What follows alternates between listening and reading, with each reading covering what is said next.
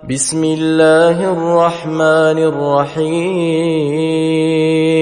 سبح اسم ربك الأعلى الذي خلق فسوى والذي قدر فهدى والذي أخرج المرعى فجعله غثاء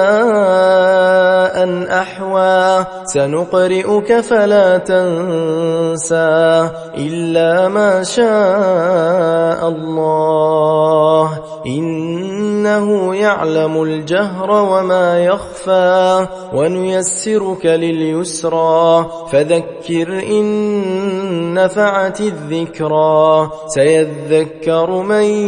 يخشى ويتجنبها الأشقى الذي يصلى النار الكبرى ثم لا يموت فيها ولا يحيا قد أفلح من تزكى وذكر اسم ربه فصلى بل تؤثرون الحياة الدنيا والآخرة خير وأبقى إن هذا لفي الصحف الأولى صحف إبراهيم وموسى.